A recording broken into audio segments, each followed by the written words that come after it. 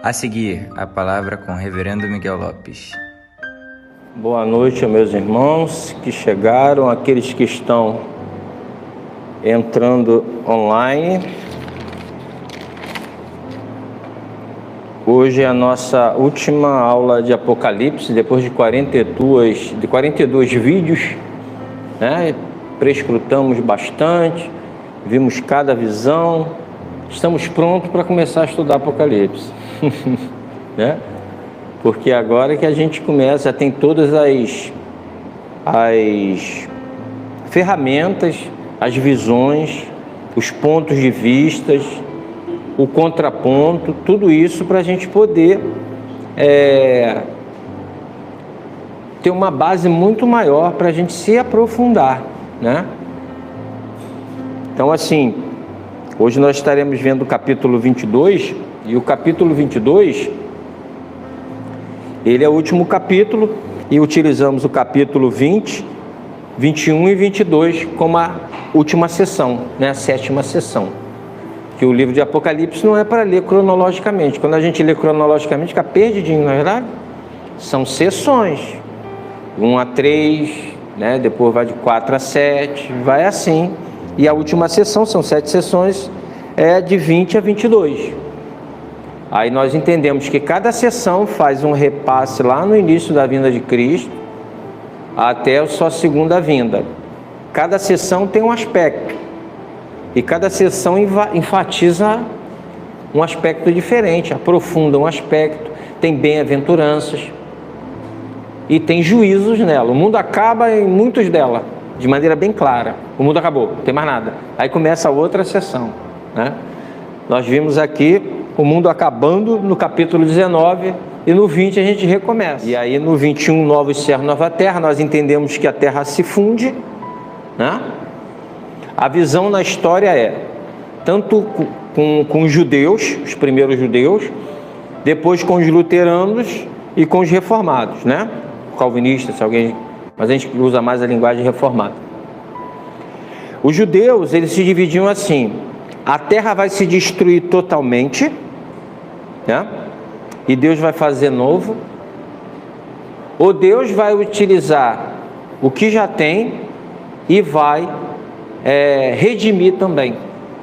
Então essa foi a divisão entre os rabinos durante muito tempo. Se vai acabar com tudo, vai fazer do zero, ou vai pegar o que já existe, o material pré-existente, e vai redimir. Fundamentado no texto de Romanos 8, diz que a terra geme aguardando a redenção dos filhos de Deus. Toda a criação geme, né? O próprio Jesus diz que na época da regeneração, nós vimos todos esses textos semana passada, na época da regeneração de todas as coisas, ele não fala destruição de tudo e fazer do zero, né? E aí é bom a gente conhecer um pouquinho o grego, porque no grego, novos céus e nova terra, se fosse neos, é novo, a partir do zero. Tem a ideia de você, é uma ideia mais voltada para tempo e origem, entendeu? É como se houvesse o aniquilamento de todas as coisas e fizesse tudo do zero, é um neos. Nós temos ali depois uma palavra que também é utilizada para novo, que é kainós, que tem uma ideia de uma criação a partir é uma qualidade, uma natureza transformada, entendeu? Então a palavra que é usada lá em Apocalipse, novos céus e nova terra, é kainós, ou seja, é como se fosse uma restauração, e não neós, que é a partir do zero. Então, um dos textos que mais leva para o outro lado é aquela ideia de que os céus se desfarão, as estrelas cairão, né? Aí as pessoas, não, mas vai ser destruído tudo. Diga você, se uma estrela só cair, já acabou tudo, não é verdade? Então, assim, é uma linguagem figurada. Se você levar o pé da letra, a coisa fica complicada. Mas eu respeito meus irmãos que pensam diferente, que quando Deus criou essa terra, ele disse que ela era boa, né? Todas as coisas são boas. E comunicou a imagem dele a gente. O pecado manchou, e eu creio que seria uma grande vitória para Satanás se Deus destruísse tudo, acabasse com tudo, né? Tá vendo aí? Derrotou, tem que fazer tudo de novo. E eu acho que assim como ser humano, ele vai redimir todas as coisas. O novo corpo que a gente vai receber vai ser a partir desse, né? Esse morre e nós vamos receber novos corpos na ressurreição, certo? Então esse é necessário morrer, nós vamos ser revestidos com novos corpos. Deus sempre faz a partir do... Deus não nos converteu? Ele matou a gente, acabou tudo? E aí fez um corpo, um ser humano regenerado? Não, ele usou a gente do jeito que a gente era e nos deu um novo coração. Ele regenerou assim. Quando a gente pede, Senhor, muda meu casamento, a gente quer que Deus acabe com o nosso cônjuge e bota outro no lugar? Não, que Deus transforme ele. Então essa natureza gemendo e esperando a redenção, seria tudo novo, né? Deus purificando todo o pecado. Uma obra manchada pelo pecado vai ser purificada. A cultura, nós temos um grande problema, né? Porque nós achamos que a cultura é do mundo e aí Deus só está dentro da igreja. Isso é um grande equívoco. Todo o mundo pertence a Deus. Abraham Kuyper diz que não existe um espaçozinho nessa terra que Cristo não diga é meu. Então, há pessoas que falam assim: ah, pastor, já ouvi casos desses, né? Pastor, larguei meu trabalho que agora eu quero trabalhar para o Senhor, vou ser secretária na igreja. Eu falei, meu Deus do céu, que isso? Então quer dizer que lá fora você não trabalhava para o Senhor? Como assim? Nós somos sacerdotes, todos nós agora podemos entrar na presença de Deus, sacerdotes reais, em qualquer lugar que nós estejamos. Aonde a gente estiver, a gente está trabalhando para Cristo. Eu sempre contei essa história aqui do sapateiro que falou para Martinho Lutero: como eu posso glorificar a Deus sendo sapateiro? Ele falou assim: faça um melhor sapato e venda por um preço justo, você vai estar glorificando a Deus. Então aonde a gente estiver, a gente glorifica a Deus. Fica essa doideira de se eu não louvo, não sou do louvor, eu não tenho um ministério. Se eu não sou líder, não sei das quantas. Gente, que Deus levante psicólogos, filósofos, biólogos, costureiras, pedreiros, cheios do Espírito de Deus para levar esse evangelho lá. Precisa todo mundo trabalhar só na igreja, como é que o evangelho vai ser levado? Né? Então a gente tem que partir do princípio de que Deus nos usa em todos os lugares. A cultura, ela pode estar manchada pelo pecado, mas Deus governa sobre ela. O Senhor quer que a gente seja sal e luz. Sal no saleiro faz alguma coisa? Não, tem que pegar o ovo lá, estalando, sendo queimado, fritado e botar o salzinho em cima para dar sabor. Eu posso pegar o sal e botar assim, ó, dentro do saleiro. Adianta alguma coisa? Não. Quando a gente entende o sacerdócio universal, a gente começa a entender que Deus quer nos usar em todas as profissões, em todos os lugares, certo? E Ele vai redimir todas as coisas. Beleza, falei sobre isso. Agora, uma segunda questão que também nós falamos, eu queria até aprofundar mais um pouquinho, é a questão do contraponto à eternidade no céu. Vocês não achavam que a eternidade seria no céu? Ou não? Ah, vou morrer, vou viver no céu para sempre, pulando de nuvem em nuvem, né? Tocando a harpa, né? Assim? Não, a eternidade é onde? Na terra. Só que aí você tem a visão dispensacionalista que crê que vai virar o milênio ainda. E aí Cristo ficará conosco aqui 1000 anos, certo? A igreja vai ser arrebatada, ele vai ficar aqui, vai vir a tribulação, aquele processo todo, e vai ser aqui, nesse processo de 1000 anos. Nós acreditamos que sim, Cristo voltará, vai redimir todas as coisas e nós habitaremos na terra também. Só que é uma visão de que nós vamos habitar no céu. Como a gente vai habitar no céu se nós vamos ganhar novos corpos, não é verdade? Nós vamos ganhar novos corpos. E esses corpos, a ideia que a gente viu aqui em Apocalipse, é que nós estaremos produzindo, nós não vamos ficar ociosos não. Ninguém, entendeu? Nós estaremos face a face com Deus e produzindo. Será a restauração de todas as coisas. Então a ideia de tocar harpa no céu e ficar sentado lá no chafariz ouvindo, não é isso não. Porque agora nós estamos no céu, porque a nossa alma está lá, o nosso espírito está lá, ok? Nossa consciência está lá. Mas quando ganharmos novos céus e novas terras, nós voltaremos com Ele, a bodas do Cordeiro, certo? Os que estiverem vivos, serão transformados e encontrará com Ele nos céus, nas nuvens. Para que ele se encontra no céu, nas nuvens? Para ficar lá 1000 anos? Não! A gente se encontra no céu porque aquela ideia, antigamente, quando chegava alguém muito importante na cidade, os líderes da cidade saíam por fora dos portões, encontrava a pessoa e entrava com ela na cidade, entendeu? Já aconteceu isso? Alguém marcou com você, a pessoa não sabe muito bem onde é a tua casa, aí tu vai lá, vai encontrar com a pessoa no pão do ônibus, no mercado, em algum lugar e traz ela?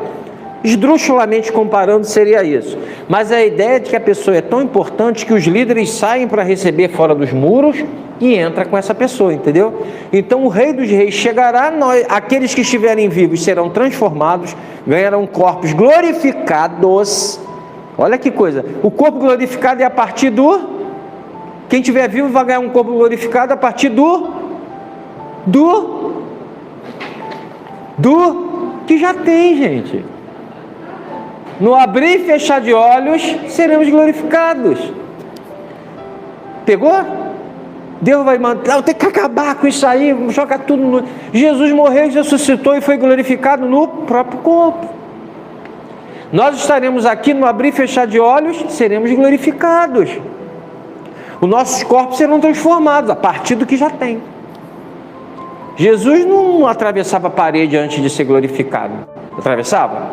Não. Depois de glorificado, apareceu dentro do cenáculo, Tomé duvidou, estava cheio de ferida, aquela história toda. Não foi? Corpo glorificado. Nós teremos corpos glorificados. Quem estiver vivo na vinda de Jesus. Quem não tiver, estará voltando com Ele. Nós iremos encontrar e viremos habitar aqui. Tem nada de ir, ficar lá e depois, não tem nada disso. Né? E a terra restaurada iremos habitar. E nós vimos semana passada que novos céus e nova terra descem. Novos céus e céu e terra se fundem. Então vamos ver uma coisinha? Eu queria fazer um contraponto à eternidade no céu. Abra Gênesis 17, 8, Maiane, por favor. Ela vai abrir aqui, ó. Se vocês quiserem abrir a Bíblia, beleza. Senão ela vai jogar aqui. Gênesis 17, versículo 8, na versão NAA, tá?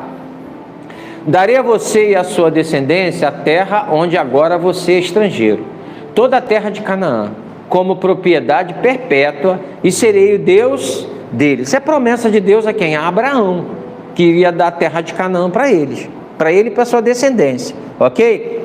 Vemos a promessa feita a Abraão de dar-lhe toda a terra de Canaã em possessão perpétua, não somente a ele, mas a todos os seus descendentes. Mesmo assim, Abraão nunca possuiu 1 metro quadrado dessa terra. Abraão nunca possuiu nada. Para não dizer que ele não possuiu nada, ele possuiu a caverna túmulo que ele comprou dos hititas. Foi a que ele comprou para enterrar, né? Foi a mulher dele, né? Abra comigo, por favor, Atos 7:5. Vocês vão ver isso.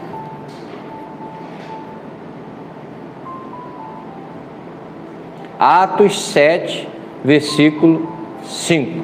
Nela não lhe deu herança, nem sequer o espaço de um pé, mas prometeu dar-lhes posse dela, e depois dela a sua descendência, embora Abraão ainda não tivesse filhos. Bota o 6, por favor. E Deus falou que os descendentes dele seriam peregrinos na terra estrangeira, onde seriam escravizados e maltratados durante os 400 anos. Então a gente vê em Atos que ele não herdou nada. Abraão não herdou nada, morreu. Ele viu a terra e foi morto. Que legal. Qual foi a atitude de Abraão com relação a essa promessa da herança que não foi cumprida durante o período da sua vida? Qual foi a atitude dele? Recebemos a resposta a essa questão no livro de Hebreus capítulo 11, verso 9 e 10. Olha a resposta. Vocês vão entender o que eu estou falando. Resposta à questão está no livro Hebreus capítulo 11, verso 9. pela fé, peregrinou na terra da promessa como em terra alheia, habitando em tendas com Isaque e Jacó, herdeiros ele da mesma promessa com ele, né? Porque Abraão aguardava a cidade que tem fundamentos, da qual Deus é o arquiteto e construtor. Na verdade, qual era a cidade que Abraão aguardava de verdade? A que tem fundamento. Novos céus, nova terra. Ok? Muita gente fala, mas Deus não prometeu, está lá nos heróis da fé, não conseguiu a bênção, não pegou a terra, porque nós temos que andar assim, como peregrinos. Ok? A nossa pátria não é aqui. A nossa morada final não é aqui, é novos céus e nova terra. Esse mundo está manchado pelo pecado, pela corrupção, pela dor, pela doença, por homicídios, por traições, por mentiras. Esse mundo está manchado. Não é aqui a sua morada. O pessoal vai esticando seus tentáculos, segurando tudo que pode e se apega aqui de tal forma, entendendo que isso aqui, vai ter que ser redimido. Ok? Então Abraão tinha uma visão muito mais além. Abraão não estava preso a Canaã simplesmente. Seus descendentes herdaram. Muita luta durante toda a história, não foi? Muita gente morreu, muito sangue. Teve o problema de lutar com seus irmãos, né? Os muçulmanos. Olha, a coisa não foi fácil. Até hoje tem sangue correndo lá. Ok? Agora, se aquela é a minha esperança final, aqueles caras não dormem direito. Com uma bomba, se o domo de ferro não funcionar, cai um míssil lá. As pessoas não têm paz. É essa paz que o Senhor nos prometeu? Então, a Canaã da gente não é aqui. Temos momentos de alegria, situações que nos trazem felicidade, conquistas. Mas se você colocar o seu tentáculo aqui, você se frustra. No verso 1 e 2, deixa eu voltar aqui. Entremos agora no texto de Apocalipse capítulo 22. Vamos começar no próprio capítulo 22. Então o anjo de Apocalipse me mostrou o rio da água da vida, brilhante como cristal, que sai do trono de Deus e do Cordeiro. No meio da praça da cidade e de um de outro lado do rio está a árvore da vida, que produz 12 frutos, dando seu fruto de mês em mês, e as folhas da árvore são para a cura dos povos. Bem, aqui nós temos que ir lá para Ezequiel 47:12, tá? E a gente vai estar dando uma olhada de maneira mais acurada, ok?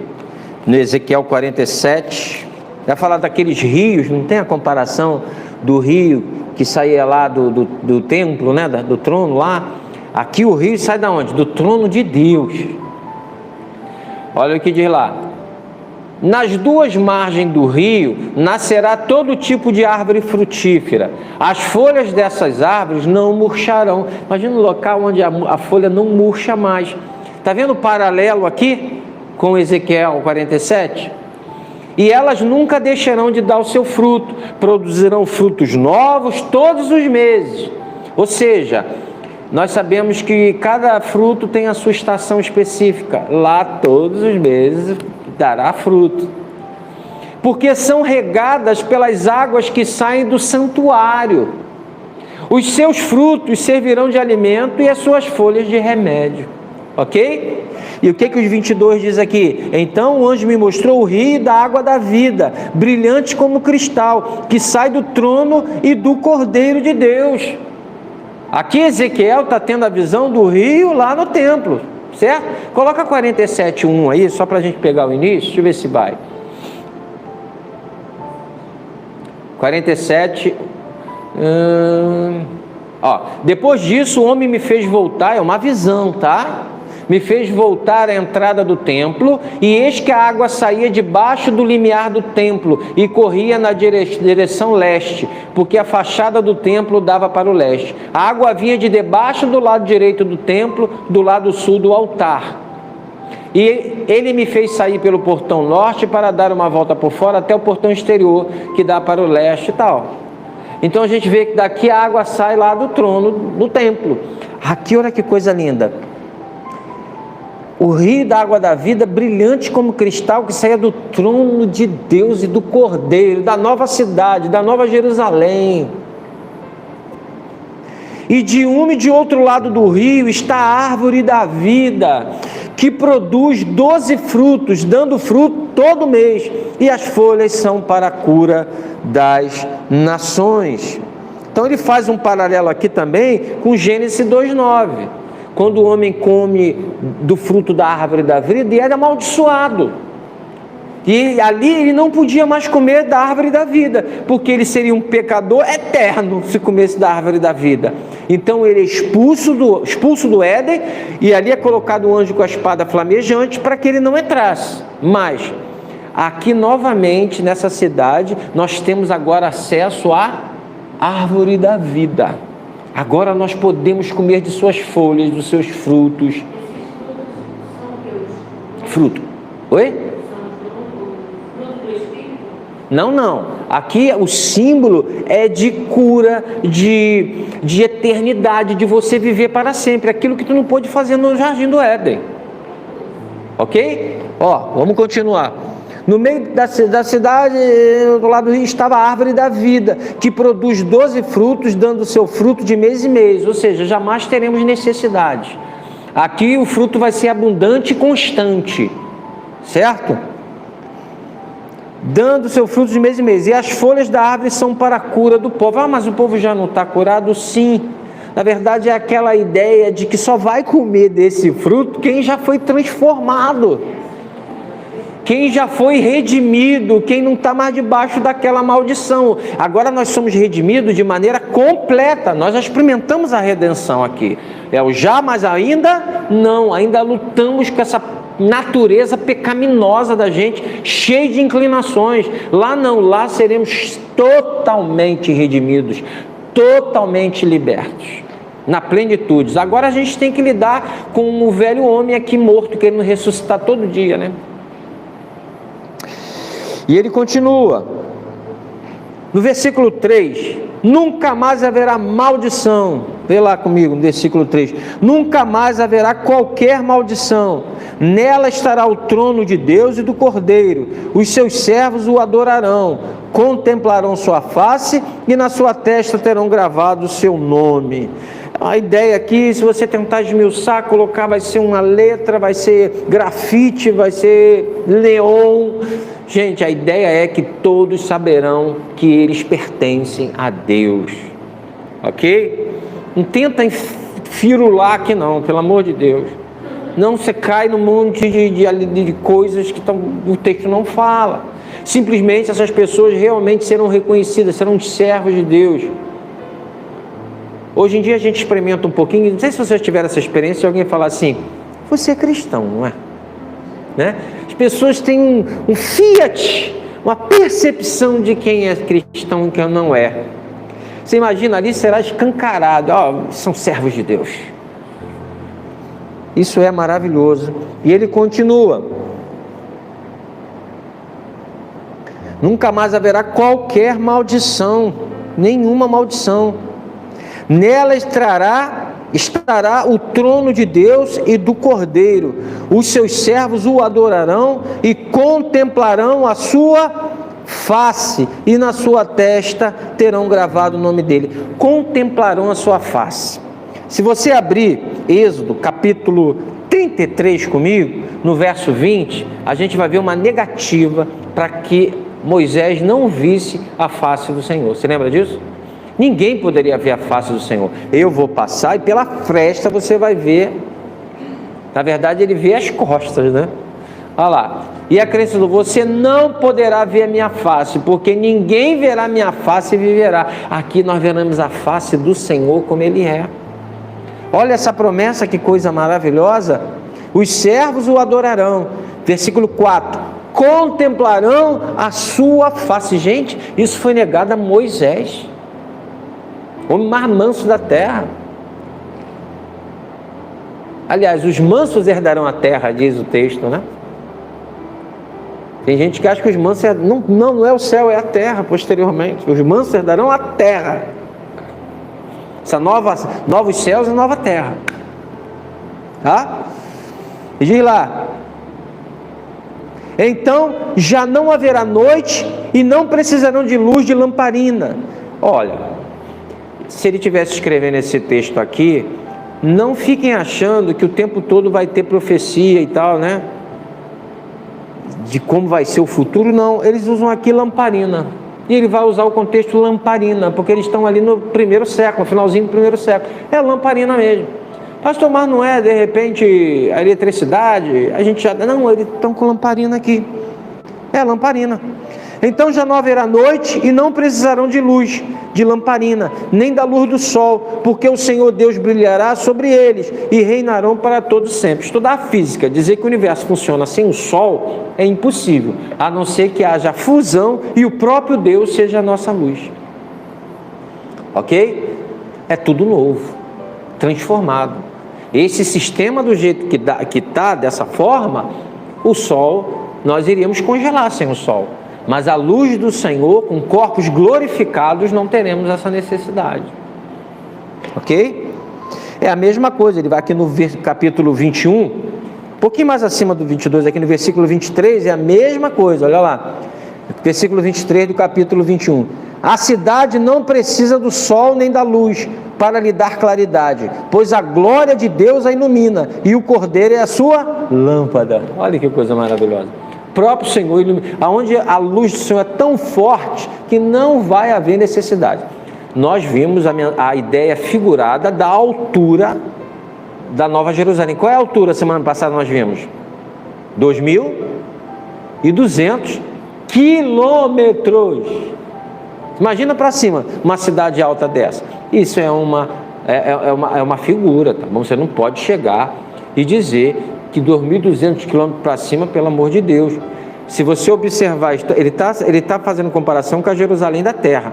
Se você for ali para o Monte das Oliveiras, o Monte das Oliveiras tem 800 metros. E você vê a cidade toda. Imagina 2.200 quilômetros. Certo? Então, a gente tem que entender o que é literal, o que não é literal, o que é figurado, para a gente não se perder. Né? E ele continua aqui.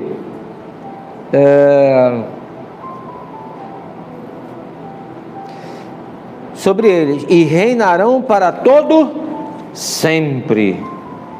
Reinarão para todo sempre. Agora no versículo 6. Então o anjo me disse: estas palavras são fiéis e verdadeiras. O Senhor, o Deus dos espíritos dos profetas, enviou o seu anjo para mostrar aos seus servos as coisas que em breve devem acontecer. Eis que venho sem demora. Bem-aventurado aquele que guarda as palavras da profecia deste livro. Então o anjo diz para João que essas palavras são fiéis e verdadeiras. Olha, o anjo do Senhor, João, um apóstolo, certo? Que andou com Jesus, ele diz que essas palavras são fiéis e verdadeiras. A gente vê os teólogos liberais relativizando essa Bíblia, a palavra de Deus, não só o livro de Apocalipse, mas toda a Bíblia. Relativizam tantas outras coisas. As pessoas chegam para você e falam: a Bíblia foi adulterada. Aí tu pergunta aonde? Nem ela sabe. Aí fica falando besteira, desonestos, né? Então assim, essas palavras são fiéis e verdadeiras. Isso é garantia para mim. O anjo falou a João, e João era alguém da verdade. João foi o que escreveu o Evangelho de João aqui. João deu sua vida. João não está morrendo por uma mentira. E ele testifica. A gente, quando conhece o caráter de uma pessoa, a gente confia. Sabe aquela pessoa que você confia, que ela fala assim: cara, não foi. Você fala: se ele falou que não foi, não foi, porque eu conheço o caráter dessa pessoa. Imagina eu olhando para o caráter de João e dizendo: é verdade. Essas palavras são fiéis e verdadeiras. Pelo amor de Deus. Versículo 8. Aliás, o 7 ele diz que vem sem demora, e bem-aventurado é aquele que guarda as palavras da profecia deste. Tem muita gente que não quer ler livro, não quer ler Apocalipse. Bem-aventurado que lê e guarda as palavras dessa profecia. 8. eu, João, sou quem ouviu e viu essas coisas. E depois de ter ouvido e visto, prostrei-me diante dos pés do anjo e me mostrou essas coisas para adorá-lo. Mas ele disse: não faça isso. Sou um servo de Deus, assim como são vocês e os seus irmãos, os profetas, e como são os que guardam as palavras deste livro. Adore a Deus. Olha que coisa tremenda, né? As pessoas, quando fazem besteira, elas querem se esconder, não é verdade? A pessoa quando faz uma coisa errada, não quer que ninguém saiba, ninguém conte para ninguém, está tudo certo. João aqui, ele está tão impactado com a visão, com a revelação, que ele se prostra ao anjo. E não é a primeira vez, a gente vai ver isso. E o anjo diz: pelo amor de Deus, levanta, eu sou servo igual a você. Cada um tem a sua função. Eu tenho a minha função, você tem a sua. Eu sou servo contigo, eu sou conservo contigo de Deus. Adore o Senhor. Ok? E muita gente acha que pode adorar qualquer coisa, adorar imagens, adorar não sei quem, interceder. Nem um anjo vivo, brilhando na frente de João, pôde ser curvado a ele. Todo o joelho se dobrará ao Senhor, só a ele darás culto, mas ninguém. Ah, mas é latria e é dolia, o caramba. Você, quando ora a qualquer tipo de intermediário, você está dizendo que ele tem poder, que ele é onisciente, que é um atributo de Deus, porque ele ouve a tua oração aqui, ouve de não sei quem em Portugal, ouve de não sei quem na Bahia, ouve de não sei quem em Mato Grosso do Sul. Então ele é onisciente e onipresente, que são características de Deus e atributos dele. Certo? Então não, nenhum anjo poderosíssimo é para se curvar. E ele já havia feito esse problema. Abre aí no 19, versículo 9 e 10, vê se ele não cometeu o mesmo problema. Só que aqui a gente sabe, olha só, como é que uma pessoa vai cair duas vezes no mesmo erro, Marcelo? Por que talvez não seja o mesmo erro? Vamos ver lá, 19 e 10? Ah, é meio bom que ter um filho assim. Vamos lá, capítulo 19.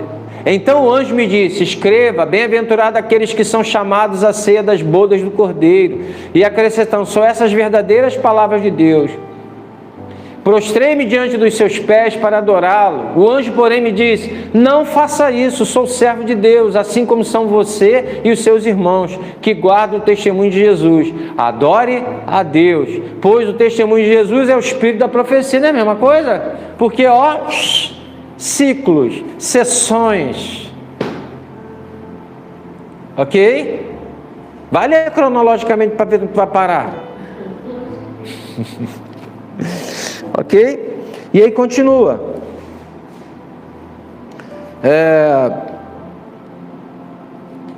Gente, ainda que um anjo apareça a você e fala assim: ó, Deus mandou uma mensagem para você, o evangelho não é esse não, o evangelho é isso aqui, ó. Você fala: anátema, maldito. O evangelho tem que estar de acordo com aquilo que foi revelado, não é isso que Paulo falou? Não, mas olha, não está bem explicado não, porque a cultura mudou e não é bem assim, entendeu? E a gente tem que interpretar esse negócio, porque agora a cultura é muito mais avançada, né? Mas o homem continua a mesma tristeza de sempre, né? E aí, ainda que um anjo apareça fazendo isso, é anátema. É por isso que não dá para seguir Maomé, porque ele recebeu isso de um anjo. É por isso que não dá para seguir os mormons, porque eles receberam essa mensagem de um anjo. Nem eles, nem um montão de seitas que estão aí, são revelações de anjos. E Paulo disse: ainda que um anjo venha pregar uma coisa diferente do evangelho que eu estou falando para vocês, seja maldito, seja anátema. Então não dá para seguir essas loucuras. Ainda que venham todo floreado de jeitinho manso, de bênção, meu irmão, se não falar de acordo com essas escrituras, seja anátema. Ok? Disse-me ainda: não cele as palavras da profecia deste livro. Não cele, porque o tempo está próximo. Continua injusto a fazer injustiça. Continua. e continue imundo a ser imundo.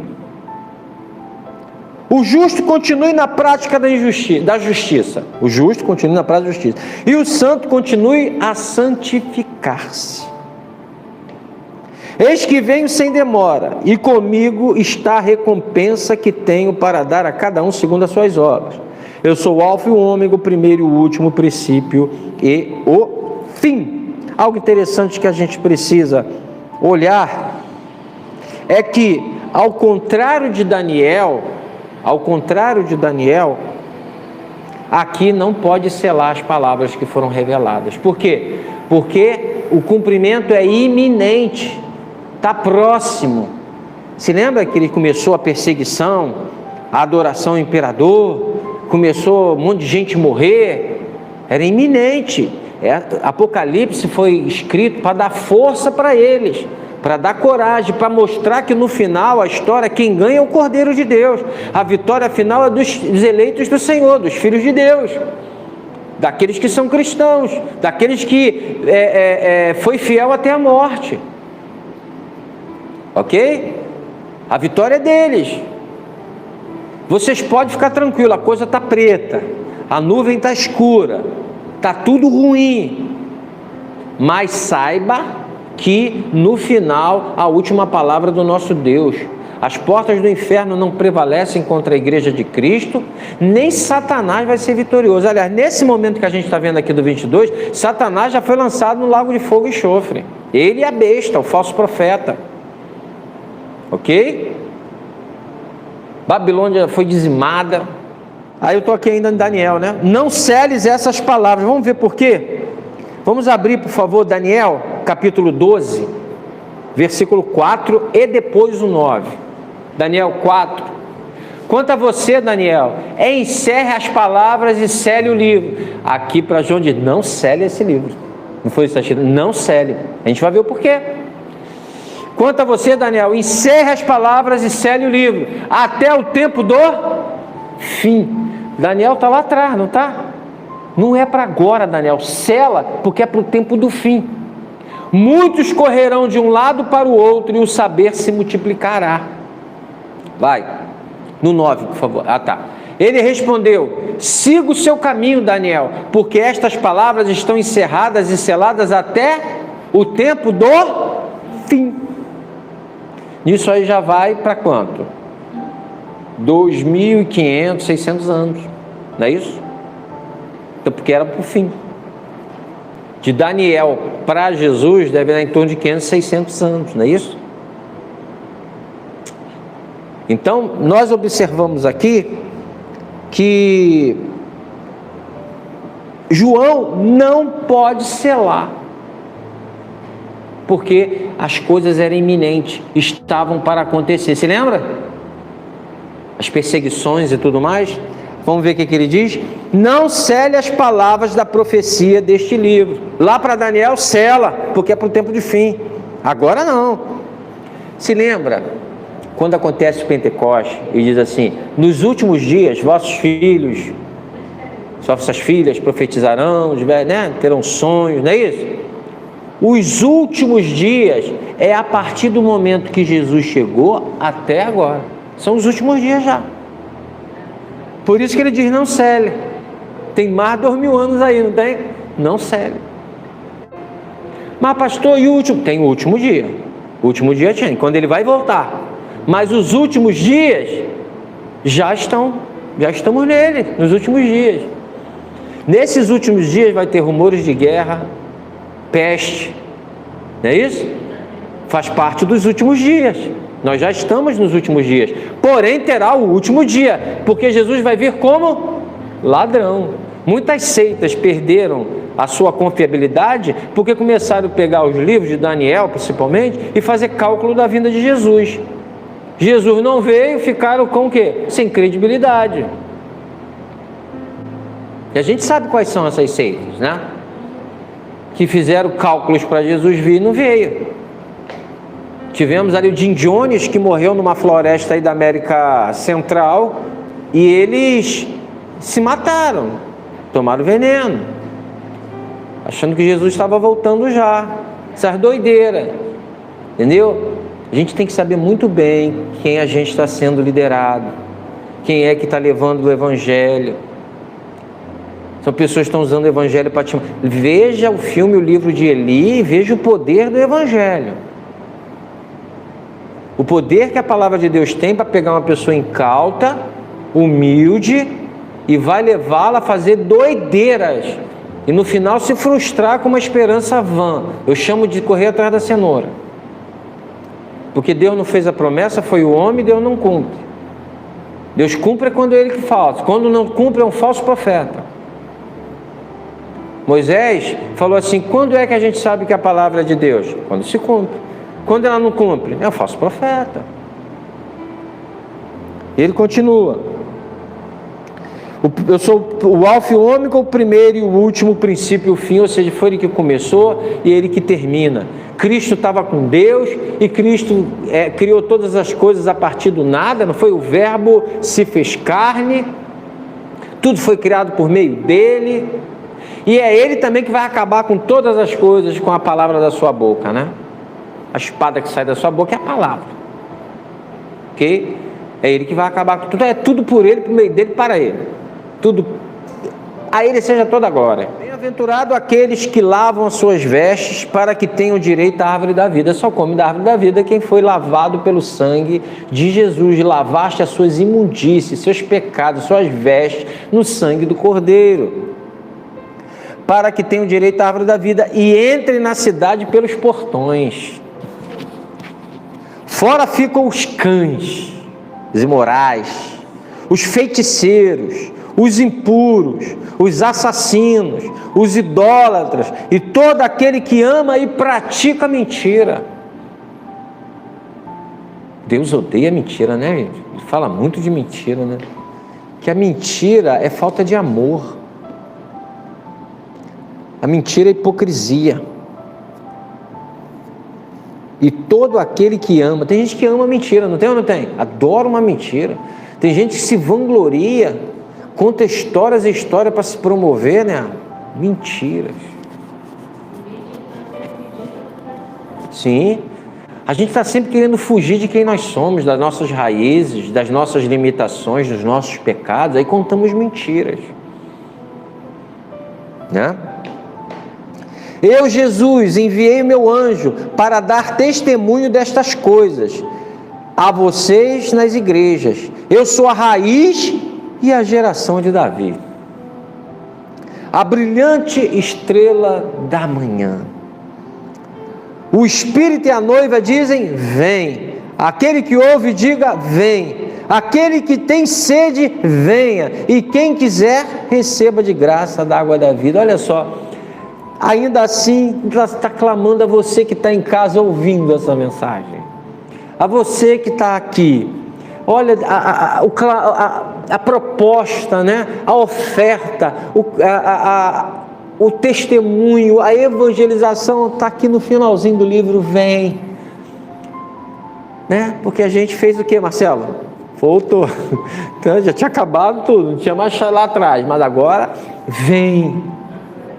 Você que está ouvindo, vem, olha para dentro de você. Você está longe de Cristo, sendo seu próprio Deus, fazendo suas próprias vontades. Se arrependa e creia que Jesus morreu pelos seus pecados, para que Ele lave as suas vestes, as suas imundícies, seus pecados, suas mentiras, para que você possa comer da árvore da vida, que você possa entrar pelos portões, possa ser iluminado pelo próprio Cristo. Você precisa se arrepender. Se arrepender de que eu não faço mal a ninguém, no fundo, você se arrepender de você quebrar todos os mandamentos de Deus. Você não o ama acima de todas as coisas. Você mente. Você cobiça. Mas o maior pecado é você não amar a Deus sobre todas as coisas. Você ama suas vontades, seus sonhos, seus objetivos, sua família, tudo bem, mas Deus não está em primeiro lugar. Se arrependa de andar distante de Deus e, consequentemente, a tua natureza caída te faz produzir obras da carne: inveja, traição, mentira, contenda. facção, adultério, bebedeiras, orgias, tudo que tem direito. Se arrependa, porque você não faz isso, não são por esses pecados que você vai ser culpado e condenado. Você vai ser culpado e condenado pelo pecado central que habita em você, a tua natureza caída, que te fez estar desconectado de Deus. Você precisa se reconectar com Ele através de Jesus Cristo.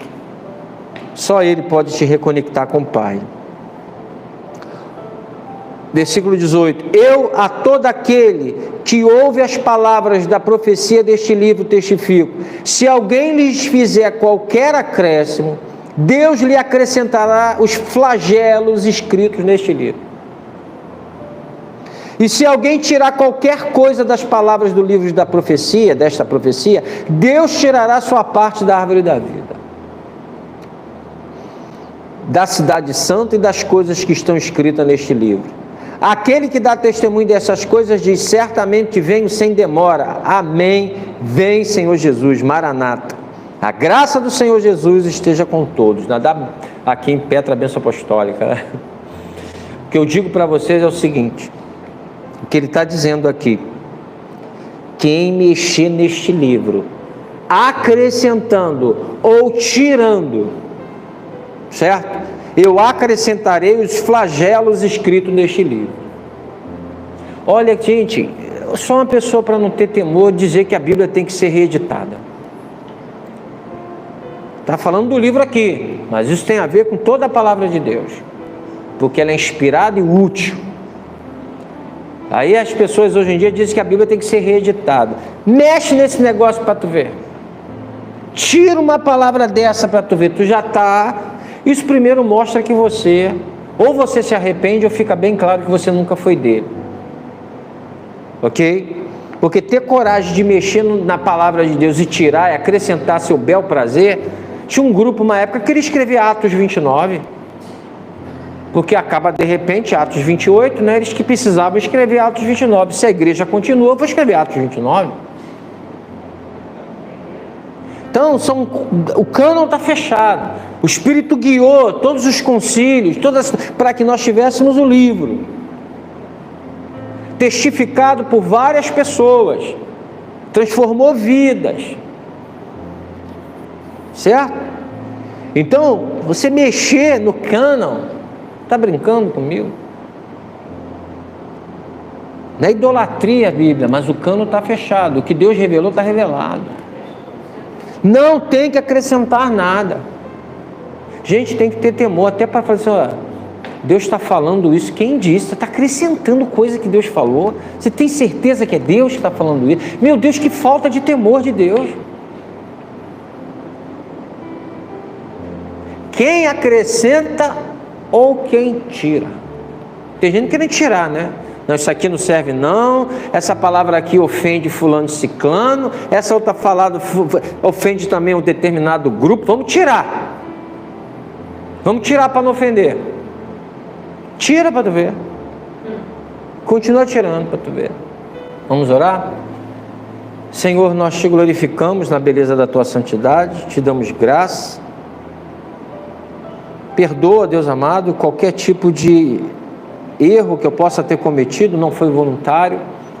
Que o Senhor possa nos dar, Deus, a ideia real, estarmos preparados, Senhor. Sabemos, Pai querido, que vários anticristos já têm se levantado.